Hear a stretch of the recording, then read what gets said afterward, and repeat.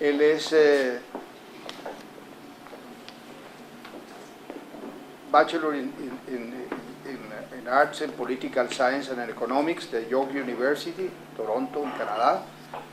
Tiene una maestría en la Universidad de Montreal, el PhD en London School of Economics and Political Science, en Londres, en Inglaterra. Él es actualmente jefe del programa del Master in International Business en Bordeaux, en Francia, y profesor de estrategia en esa misma universidad. Él es consultor o fundador del Global Strategic Consulting en Bordeaux, también en Francia, y en Madrid. Ha estado ligado como Senior Consultant a Semi Communications, Kissinger Associates. Ha sido profesor afiliado, o lo es, del Instituto de Empresa en Madrid, en España.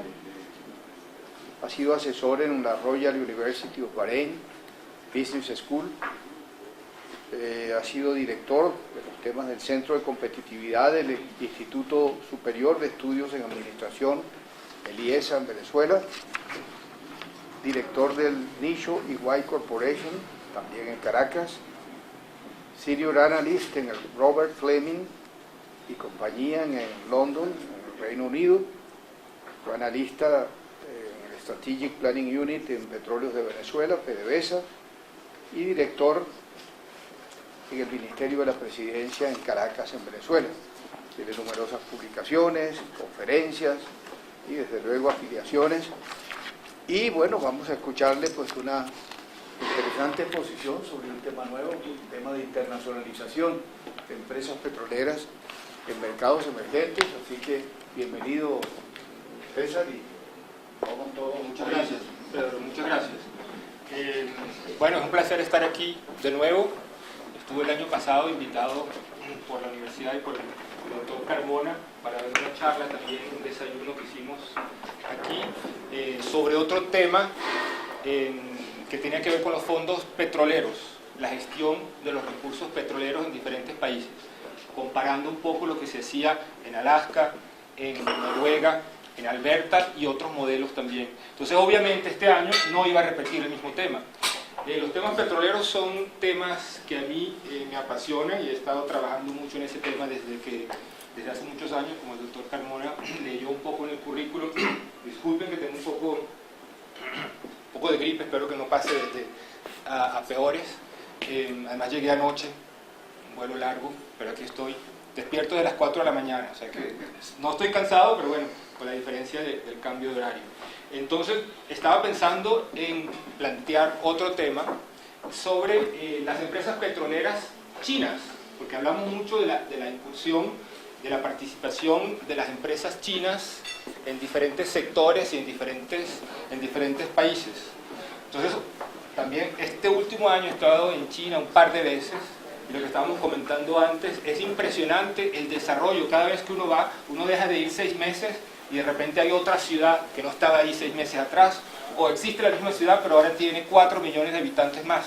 Entonces el desarrollo ha sido impresionante, vertiginoso, y no le vemos fin a esto. Entonces, obviamente hablamos muchísimo del esquema, del modelo económico, político chino, que sigue siendo también mucho una caja negra, porque hay mucho de opacidad, hay mucho de esquemas que no podemos entender, sobre todo desde afuera, si tomamos en cuenta que el sistema de decisión chino, sobre todo tenemos el partido político y tenemos la empresa privada, que nunca es privada, sino es semi-privada con una gran participación del Estado, pero todo se hace mano a mano entre el Estado y las empresas. Entonces, obviamente es un esquema que hay que entender, porque vemos que estas empresas chinas están incursionando en muchísimos países, en muchos sectores, en África, en Latinoamérica, sobre todo en Venezuela, muchísimo, pero presentan un esquema diferente que para los estudiosos del mundo petrolero es bastante interesante discernir qué es lo que está sucediendo ahí. Entonces se me ocurrió, tenía algún material, tenía algunas cosas publicadas con unos colegas, y bueno, a raíz de eso surgió la presentación que vamos a ver hoy. Básicamente la empresa China más importante es esta que se llama China National Petroleum Corporation, CNCP, que obviamente es una empresa del Estado, pero que también cotiza en la bolsa de Hong Kong, con lo cual, como les dije anteriormente, corresponde a este modelo que no es ni público ni privado 100%, sino que se encuentra entre las dos. Ahora, cuando estamos hablando de inversión directa extranjera, estamos hablando de las multinacionales. Y hablar del sistema mundial y hablar de la economía petrolera es, desde un principio, hablar de globalización, porque las empresas petroleras multinacionales desde un comienzo fueron empresas multinacionales. Si bien sabemos que las empresas americanas o europeas son unos grandes actores en el sector petrolero, pero en esas regiones hay petróleo, pero limitado, con lo cual tenían que buscar fuentes de suministro fuera. Y entonces cuando hablamos de multinacionales, las primeras que nos vienen a la mente son las empresas petroleras. Y todavía seguimos hablando de las empresas multinacionales, entre ellas la mayoría siguen siendo las empresas petroleras. Estas oil majors, cuando hablamos de Chevron, cuando hablamos de Shell, cuando hablamos de Exxon, siguen siendo las mismas de siempre con ciertos cambios, obviamente a raíz de fusiones, adquisiciones y tal, pero siempre se encuentran entre las empresas mayores, sobre todo entre las empresas no financieras. Cuando hablamos de activos o del tamaño de los activos, siempre van a aparecer algunas empresas petroleras. ¿Y por qué estamos interesados en conocer cómo se desenvuelve la industria petrolera? También porque, bueno, como dije anteriormente, el carácter internacional, el dinamismo y la visión de largo plazo. Y esto es muy importante en el caso que vamos a ver hoy, porque los chinos tienen este esquema siempre de largo plazo. El cambio debe ser gradual, incremental, nunca debe ser el resultado de alguna decisión apresurada ni de algún caos que se tiene que evitar a como dé lugar, sino a largo plazo. Y las empresas petroleras han entendido esto desde el principio. Por eso vemos que, por ejemplo, Shell fue la que ideó y la que creó toda esta metodología de trabajo por escenarios. Siempre cuando estudiamos los escenarios, bien sea en los cursos de estrategia corporativa, etc., nos referimos siempre a los aportes de Shell en ese sentido en cuanto a los estudios por escenario. Bueno, básicamente esta es la parte de la introducción donde vemos cómo se crearon las oil majors petroleras, que antes eran 7, las famosas 7 hermanas, junto con la compañía que ahora es Total, que eran 7 más una, porque esta nunca la integraron para decir 8 hermanas, quizás porque era la única que no era anglosajona. Entonces teníamos las 7 anglosajonas más la francesa, que nunca llegó a cuajar ahí, pero formaba parte de este grupo. Obviamente después hubo fusiones, hubo adquisiciones, etcétera, pero eran esas las que dominaban el mundo petrolero durante varios decenios. Yo diría que hasta el segundo choque petrolero durante los años 80, del 79, 81 fue el segundo choque petrolero, y ahí empezaron a incursionar las empresas nacionales del Estado, de los países que habían tenido procesos de nacionalización, en Arabia, en el Golfo, en América Latina también. Si tienen alguna pregunta o algo, o algún comentario, no duden en hacerlo. Después, en los 60, en los 70, con la creación de la OPEP. Si quieren, después les mando esta presentación porque está bastante escueta, en el sentido de que, bueno, le doy esta información, no hace falta entrar en detalle con todos los países que formaron parte. Unos entraron, otros salieron, pero básicamente los países fundadores fueron Irán, Irak, Kuwait, Arabia Saudita y Venezuela. Después los otros se salieron, se agregaron, Ecuador entra y sale, bueno, pero ahí está. Ahora, con la entrada, con la creación de la OPEP, obviamente las 7 hermanas perdieron muchísimo poder en los mercados petroleros. Como les dije anteriormente, a raíz de las nacionalizaciones, las empresas que formaban parte de la OPEP adquirieron muchísima más fuerza y se convirtieron en los grandes actores también del mundo petrolero, rivalizando la importancia de las famosas 7 hermanas, o de las oil majors, como también podrían llamarse. Tenía una pregunta sobre Indonesia. ¿Sabes cuáles fueron las razones? En el caso de Ecuador sí recuerdo, porque al salir de la OPEP consideraba que tenía una participación muy marginal pero luego más bien fue la iniciativa política de Venezuela de reintegrar Que al Ecuador. Pero en el caso de Indonesia, ¿cuáles serían las razones que los llevaron a la separación de los países? ¿Se suspendió su participación? Sí, la verdad es que no sabría, no tengo la razón. En todo caso no está como miembro activo. No, ahora no está como miembro activo, pero lo estuvo durante mucho tiempo, estuvo durante mucho tiempo. Sí. No, en realidad no sé por qué no se salió, pero tengo la impresión de que Indonesia estuvo un poco aparte, porque como no forma parte ni del mundo árabe, ni del mundo, no sé, es un país obviamente que es musulmán, tiene muchísimo, es el país musulmán más grande del mundo, pero obviamente tienen una cultura, pero eso sería interesante indagar por qué se salieron. Bueno, entonces, con la incursión de las National Oil Companies, lo que llamamos las NOC, que son en su mayoría empresas del Estado, son las que están ahora, digamos, no dominando, pero que son rivales de estas empresas multinacionales petroleras. La primera National Oil Company que se creó fue Yacimientos Petrolíferos Fiscales, que es la empresa argentina de la cual estamos hablando mucho últimamente, después que con esta alianza con Repsol compró sus activos o los expropió, digamos. Yo creo que expropió es más la palabra. Y luego Petróleos Mexicanos, Pemex, en los años 30, a raíz del gobierno de Cárdenas, durante la revolución, un poco ya en las postrimerías, ya al final de la Revolución Mexicana.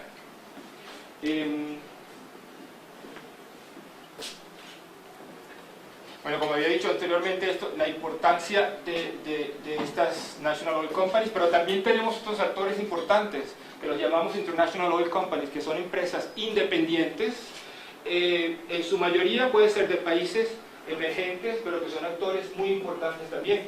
E incluso podríamos hablar de Pacific Rubiales, que todos lo conocemos acá, porque obviamente es un gran actor ahora, puede ser un gran actor regional, pero que tiene una estrategia de internacionalización bastante importante. Y esto se encuentra en muchas regiones, sobre todo porque ha aumentado el acceso a capital, bien sean las diferentes fuentes de capital, como puede ser las bolsas de Londres y Toronto, sobre todo para todo lo que tiene que ver con empresas mineras.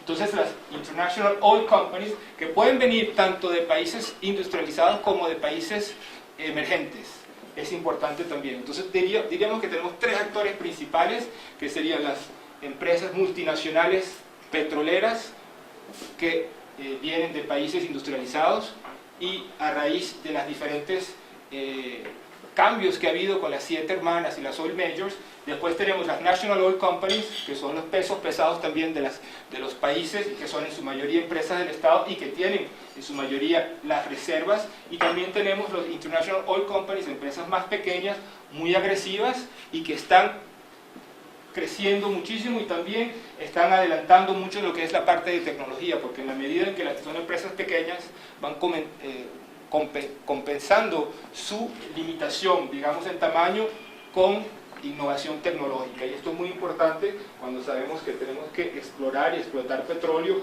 en zonas que son bastante complicadas, offshore o también a profundidades bastante importantes. Lo que es interesante ver cómo el esquema, digamos, de flujos comerciales ha cambiado, es que no se hace solamente de norte a sur, como antes multinacionales en países emergentes, sino que también se hace de países emergentes hacia el norte, porque también hemos visto y estamos viendo, por ejemplo, en el caso de PDVSA, bueno, ya eso se revirtió un poco, pero durante muchos años, cuando se hablaba de la internacionalización de PDVSA, eran activos en refinerías en países industrializados. Y PDVSA tenía de las National Oil Companies la red de refinerías en Estados Unidos y en Europa más importante en aquella época. Todo esto se revirtió en los últimos 10 años, pero digamos que eso es un ejemplo de lo que son relaciones y flujos entre el sur y el norte. Y sur-sur también, porque vemos como Petrobras, por ejemplo, tiene muchísimas incursiones en Angola, por ejemplo, bien sea por una afinidad cultural, que hablan portugués, etcétera, pero las incursiones se han hecho mucho en ese nivel. Bueno, y también vemos las empresas chinas, que obviamente puede ser sur-sur, aunque podríamos ya China ya no es tanto sur, ¿no? Con todo este desarrollo tan impresionante que estamos viendo.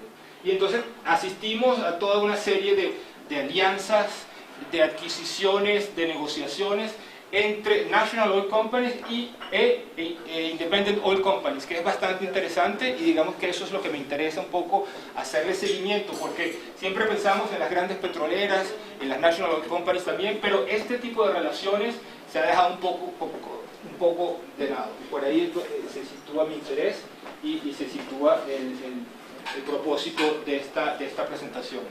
Bueno, las National Oil Companies asiáticas, que a veces le pongo una aquí, entonces para decir Asian National Oil Companies, lo van a ver más adelante, se encuentran entre las más dinámicas de lo que es el mundo petrolero actualmente.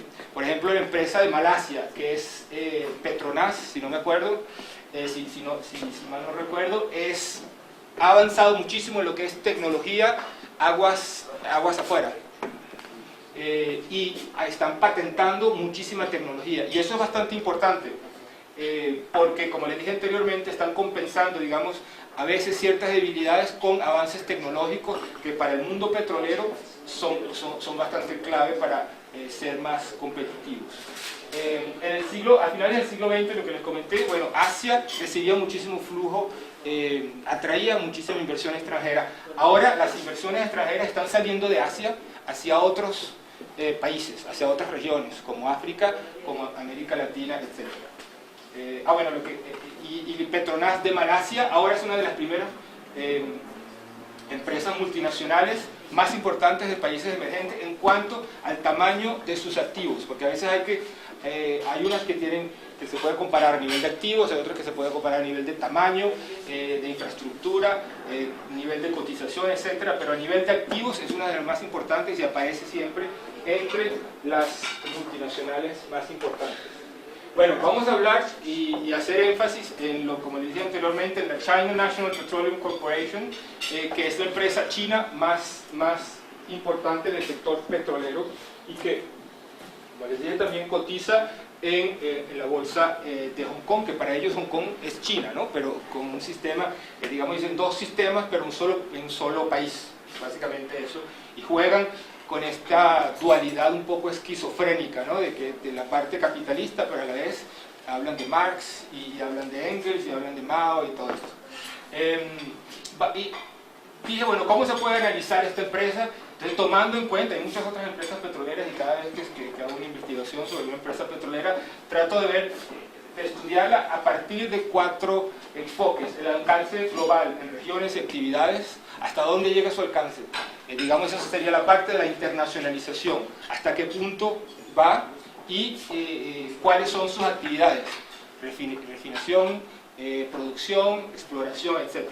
El gobierno corporativo y la organización interna, cómo se manejan las decisiones internas. Y ya sabemos que las decisiones internas de una empresa, sobre todo las National Oil Companies, no solo se toman interiormente. En el caso de la empresa china, muy pocas decisiones se toman dentro de la empresa, sino que son reflejo, ellos ejecutan decisiones que son tomadas bien sea en el partido, el Ministerio de Energía, etc.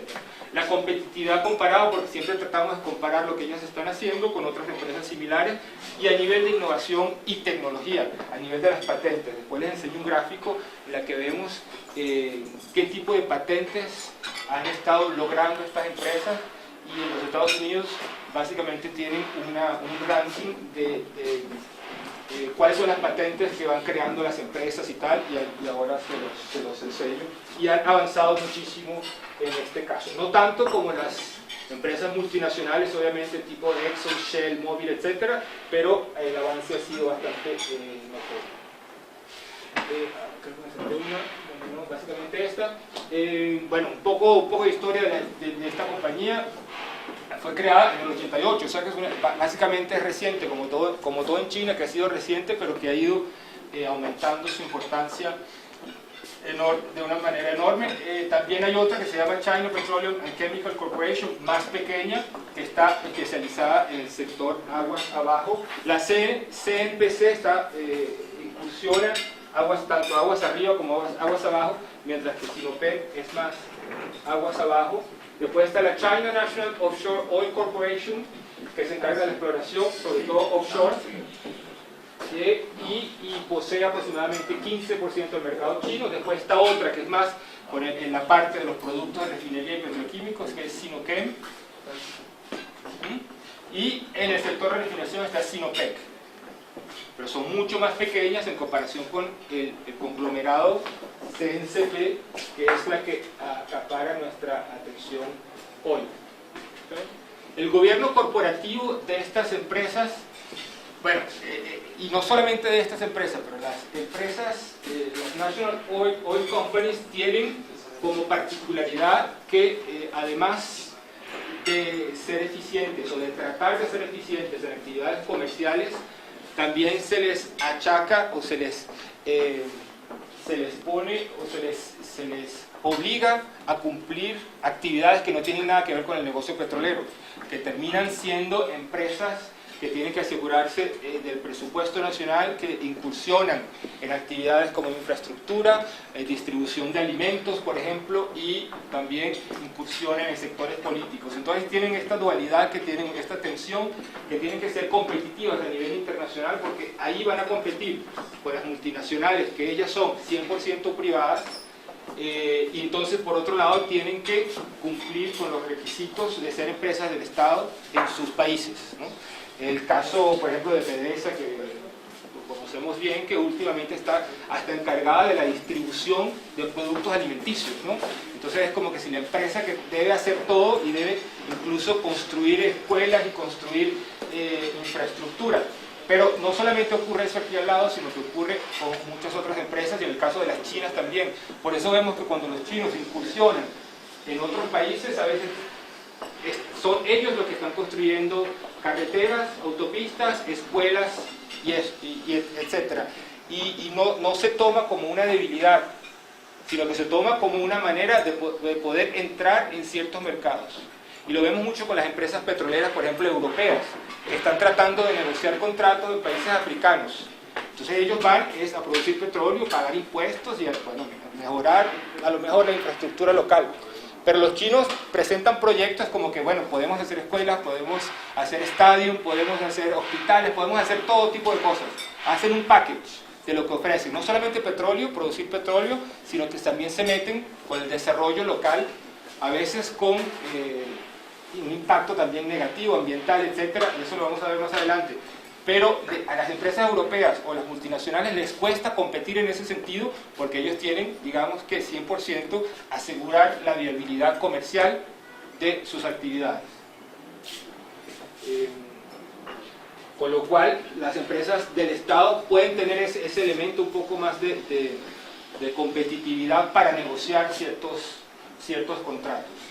Las empresas estas del Estado son cash cows o vacas lecheras, como se dice, para los estados, obviamente, y en el caso de Pemex, por ejemplo, todo lo que producen directamente va al presupuesto del Estado. Entonces casi que no pueden decidir de su presupuesto si no es aprobado por el Congreso. Entonces, obviamente, la autonomía en cuanto a decisiones comerciales queda bastante reducida. Por eso cuando estas empresas tratan de irse al extranjero, es porque quieren también aumentar su autonomía y su distancia del Estado para poder tomar decisiones, porque si tienen ciertos activos de afuera y si están cotizando en bolsas, digamos fuera, eso les permite aumentar su grado de autonomía en relación al Estado. En el caso de Pemex, la internacionalización no se ha hecho a ese nivel. Se ha hecho una internacionalización muy reducida y lo que hacen es vender petróleo, pero no ha sido, por ejemplo, como el caso de PDVSA en los 90, en los que había activos fuera y básicamente había un margen de bastante flexibilidad para que la empresa pudiera decidir de estos activos que no pasaban por el Congreso ni pasaban por el filtro, digamos, de las decisiones políticas locales, lo cual ulteriormente ocasionó bastantes problemas. Entonces, básicamente la idea es que la gestión de las empresas estas nacionales es bastante esquizofrénica, porque cuando salen tienen que estar compitiendo con empresas que son totalmente privadas.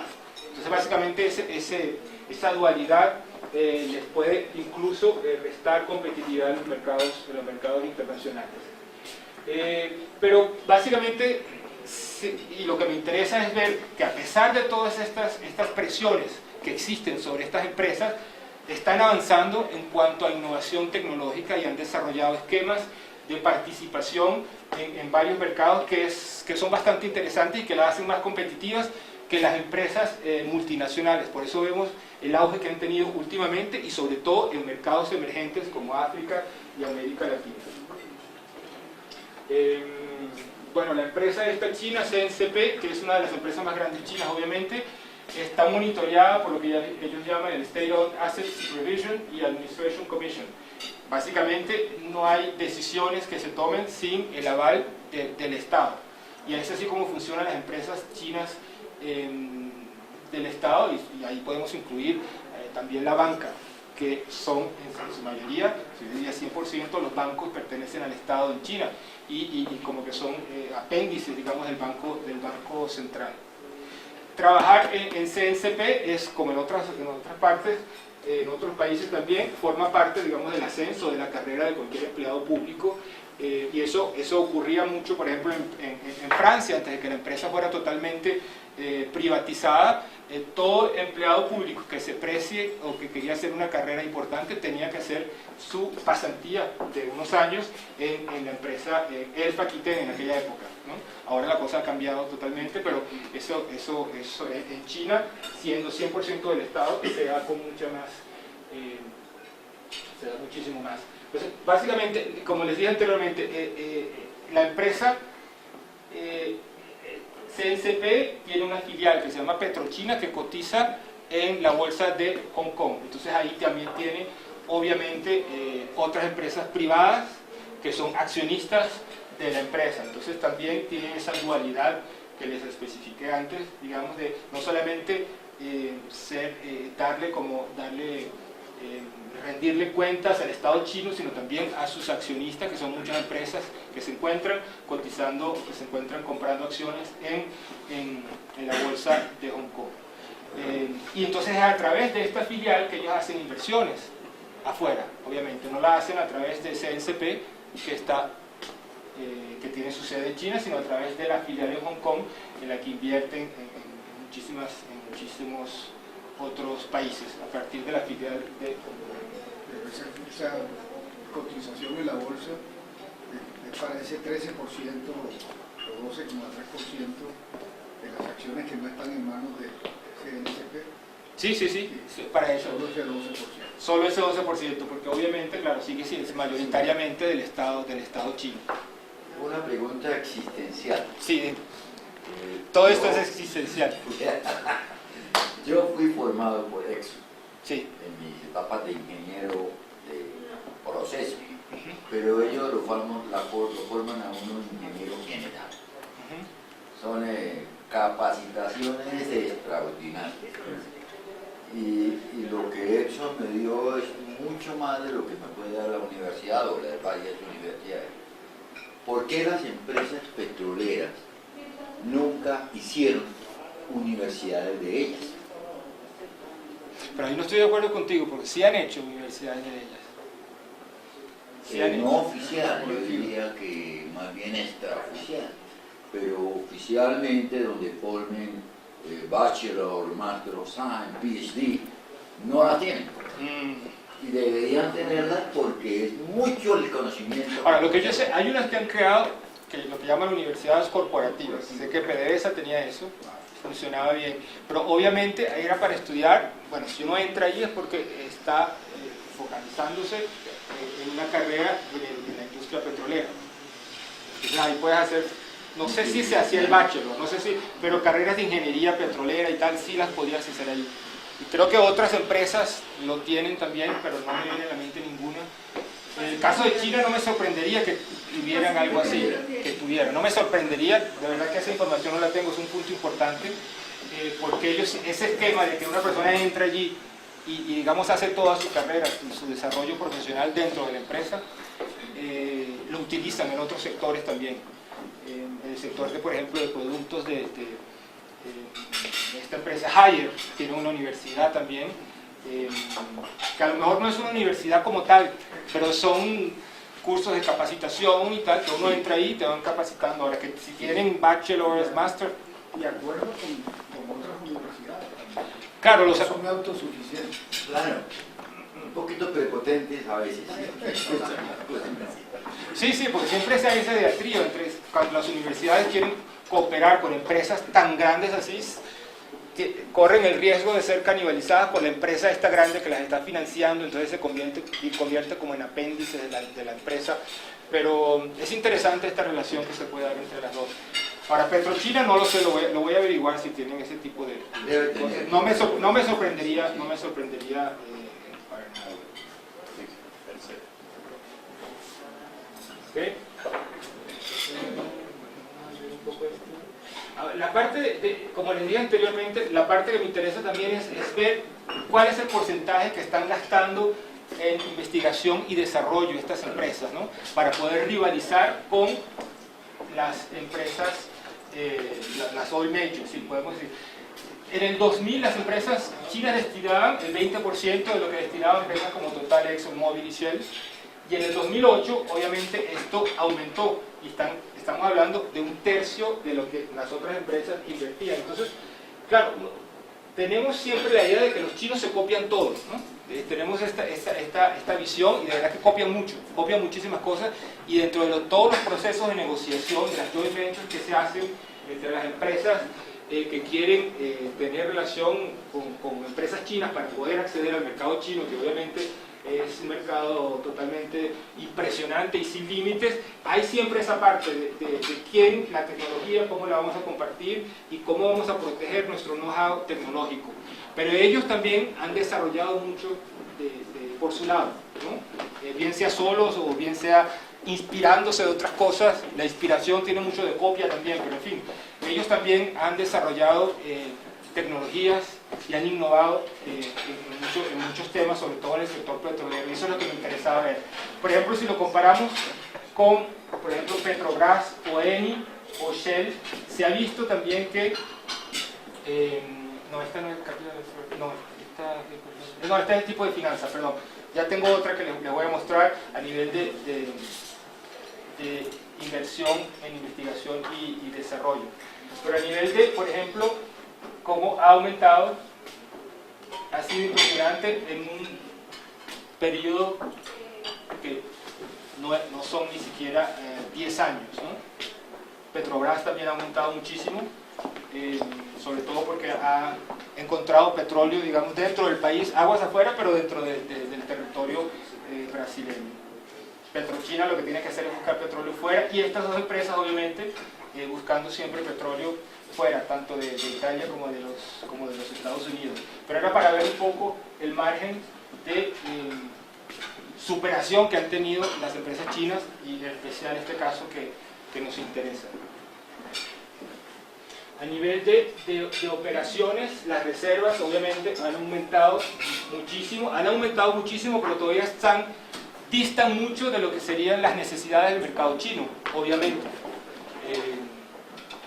Entonces siguen buscando en China, y en que en China no hay petróleo, hay muy poquito, creo que en el mar, en este mar que está en disputa junto con Japón, pero obviamente ellos saben que el futuro está en los mercados fuera, en los mercados emergentes, sobre todo. Han aumentado sus reservas, pero obviamente no es suficiente, nunca dejará de ser suficiente para las necesidades del mercado chino. Esta es la que les quería comentar específicamente sobre investigación y desarrollo.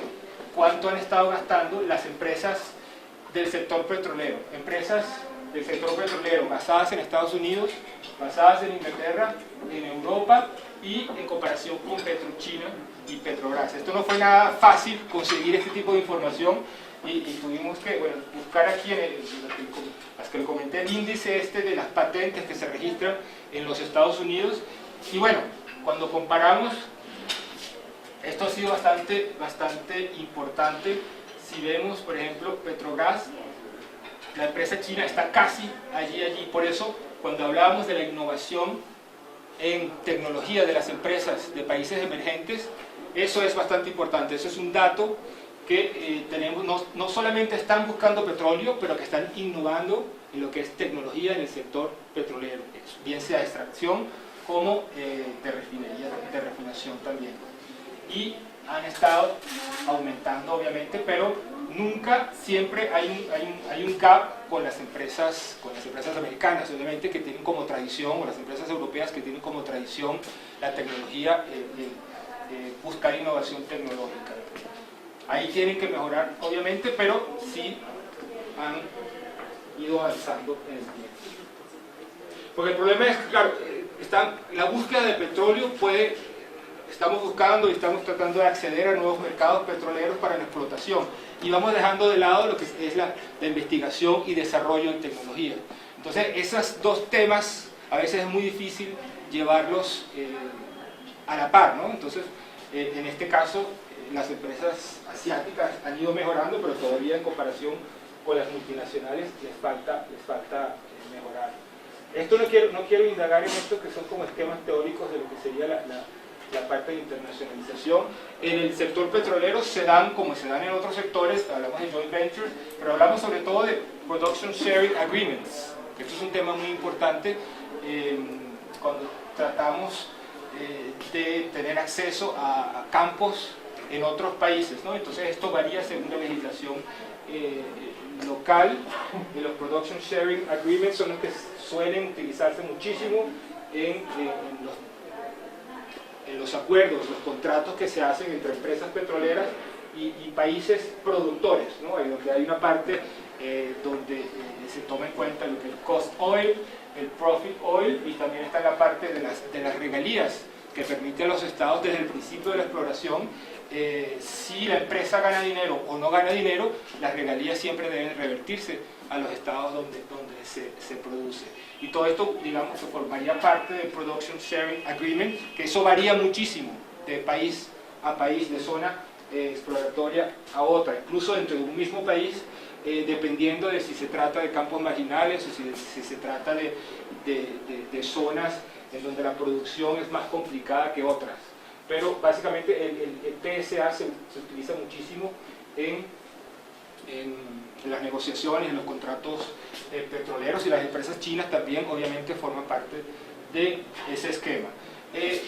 En cuanto a la expansión internacional, las adquisiciones y las fusiones se han dado mucho, pero se han dado poco entre multinacionales de países diferentes. Se han dado mucho en los Estados Unidos, después que vimos digamos el descalabro, pero la pérdida de importancia de las 7 hermanas, hubo muchos movimientos de fusión, adquisición, etcétera, pero siempre entre empresas del mismo país.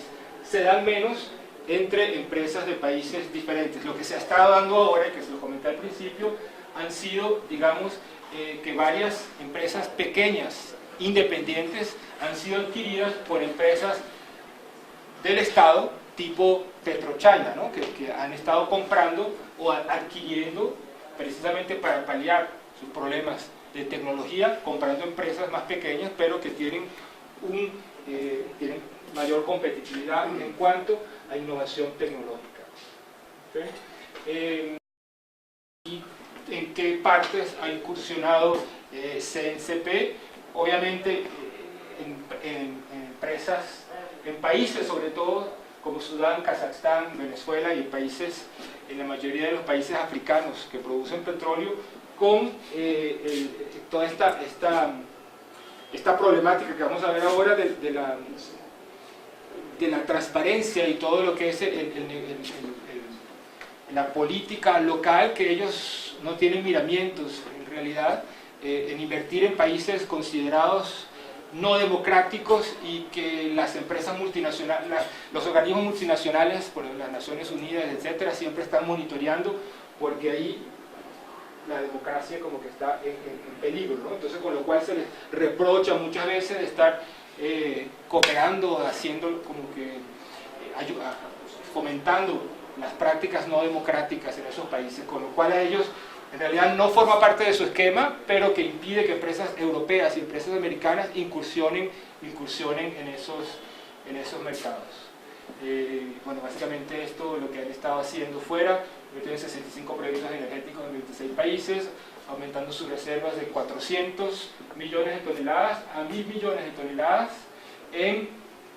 digamos, a finales del 2010, con lo cual ha sido bastante agresiva toda esta nueva estrategia de penetración de mercados.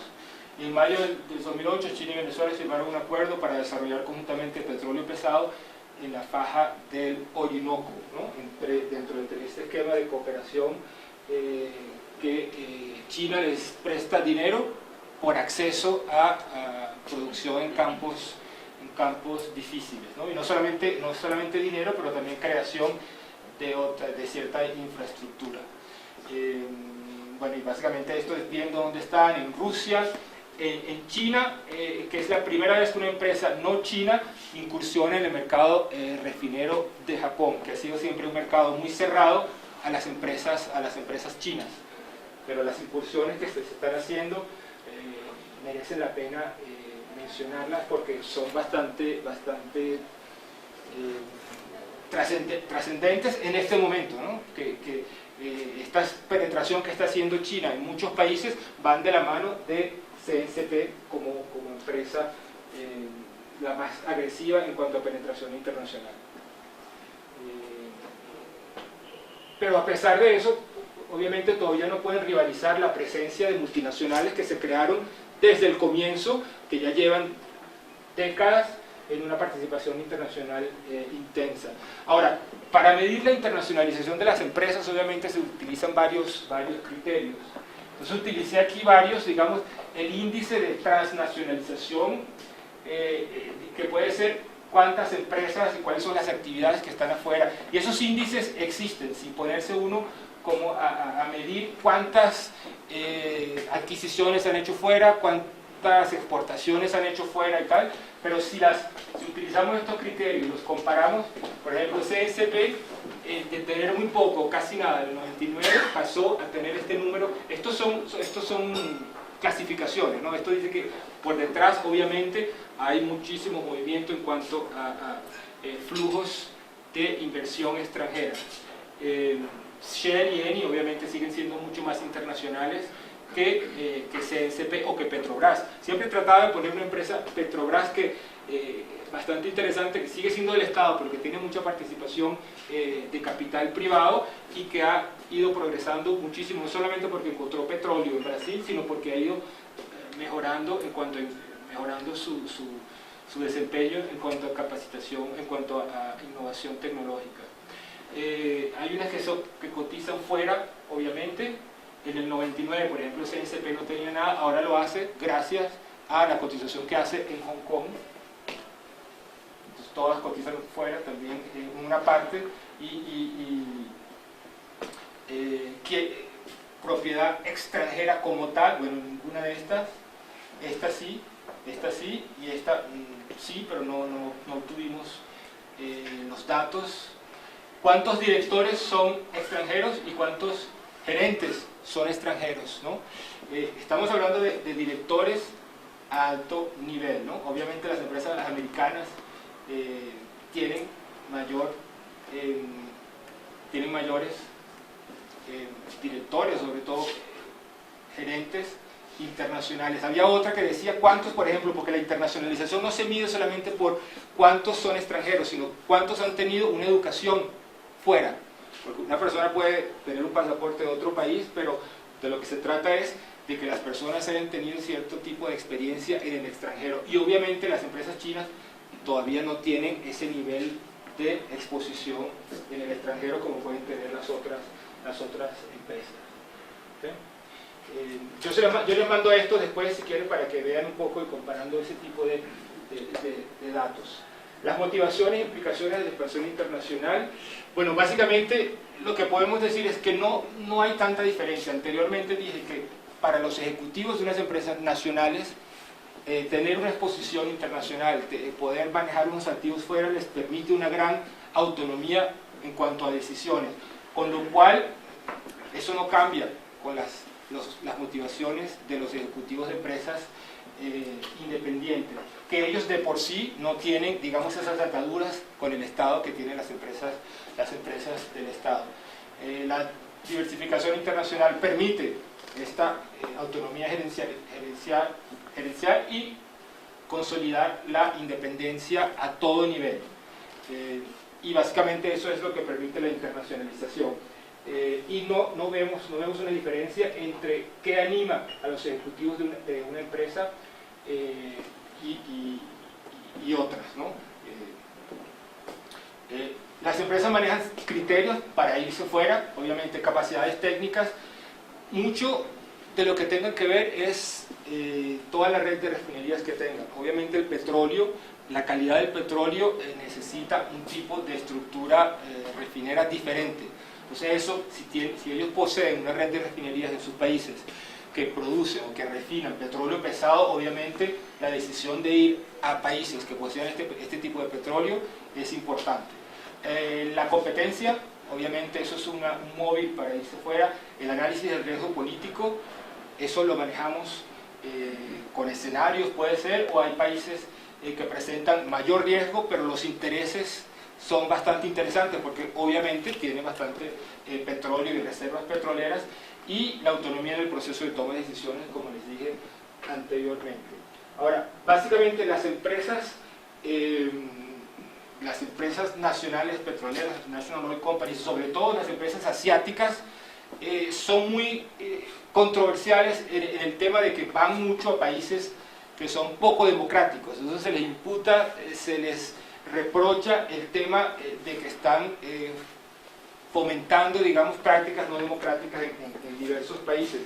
Por eso podemos decir que en cuanto a competitividad tienen esa fortaleza, porque tienen mayor acceso a partes, por ejemplo, Guinea Ecuatorial, donde sabemos que es uno de los países más corruptos del mundo. Hay muchas empresas chinas, pero las empresas europeas no pueden ir ahí, ¿no? Entonces, obviamente, si tomamos en cuenta el acceso a las reservas, la empresa china es más competitiva en ese caso. Pero por otro lado, cuando vemos que una empresa china, que es la otra, una de las, no la más grande como CNCP, pero otra, cuando trató de comprar una parte de Unocal, unas acciones de Unocal, el Congreso de los Estados Unidos rechazó esta acción. Entonces obviamente no pudieron comprar. Entonces la cosa también es de parte y parte, ¿no? Los chinos se ven muy, toman eso muy a pecho porque le cierran, digamos, ciertos mercados, porque se dice que las empresas chinas son opacas, poco transparentes, y que obviamente no compiten con las mismas armas porque tienen todo el músculo financiero del Estado, que eso es casi que infinito y no se puede saber. Pero sobre todo estamos hablando de sectores estratégicos como el sector petrolero y el sector minero.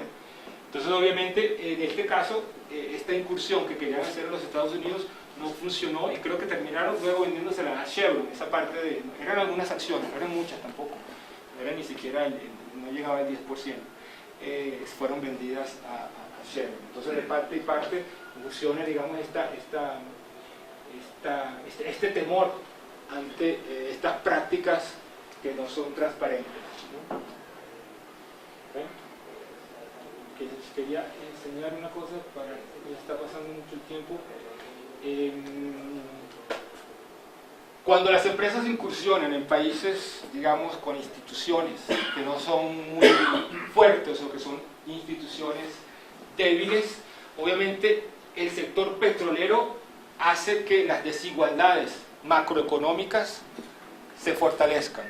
Me explico, es una cosa que llamamos la enfermedad holandesa, cuando se concentran la mayoría de los recursos en un sector.